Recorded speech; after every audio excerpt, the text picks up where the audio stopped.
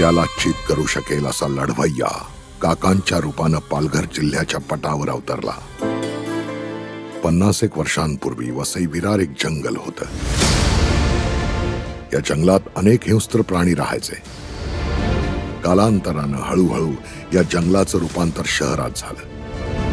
मात्र इथले काही हिंस्त्र प्राणी इथेच राहून गेले, क्रूर गुंडांच्या रूपानं.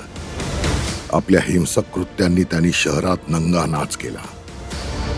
दादागिरी व क्रूरतेच्या जोरावर त्यांनी इथली सत्ता काबीज केली आणि स्वयंभू लोकनेता बनला. स्थानिक भूमिपुत्रही त्याला घाबरू लागले. जनता जीव मुठीत धरून जगत होती. भूमिपुत्रांच्या मनात दहशत निर्माण करून मग त्यांच्या जमिनी बळकावण्यात आल्या. भूमिपुत्र अक्षरशः देशोधडीला लागला. हळूहळू तो स्वतःला इथला लोकनेताच समजू लागला आणि भूमिपुत्रांना गुलामासारखी वागणूक देऊ लागला. भूमिपुत्रांच्या लग्नात जाऊन त्यांचे कपडे फाडू लागला. अनेकांना टकल्या टकल्या म्हणून हिणवू लागला.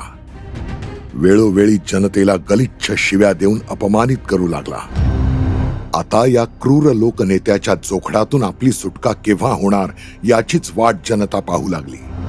अनेक वर्ष लोटली, पण परिस्थिती तीच.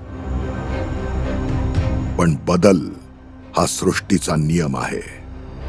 अखेर त्याला चित करू शकेल असा लढवय्या पालघर जिल्ह्याच्या पटावर उमटला.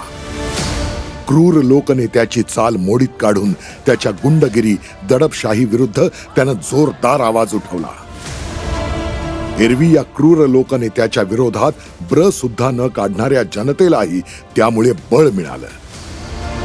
भूमिपुत्रांना त्यांच्या न्याय्य हक्कांसाठी लढणारा हक्काचा खरा सेवाभावी लढवय्या मिळाला. हे गेम चेंजर लढवय्या व्यक्तिमत्व म्हणजे कैलाश हरी पाटील. जनता त्यांना प्रेमानं काका म्हणू लागली. क्रूर लोकनेत्याच्या साम्राज्याविरोधात जोरदार बंड करून त्याच्या काळ्या साम्राज्याला त्यांनी भगदाड पाडलं. हळूहळू या क्रूर लोकनेत्याच्या साम्राज्याच्या या लढवय्यानं ठिकऱ्या ठिकऱ्या उडवल्या.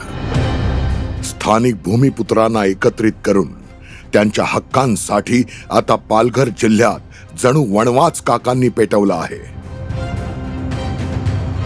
मात्र आता फक्त मैदान मारलं आहे, अजून किल्ला बाकीच आहे. भूमिपुत्रांचे तारणहार आमचे लाडके काका. हरित वसई विरारच्या उज्ज्वल भविष्यासाठी भूमिपुत्रांनो एकत्रित व्हा.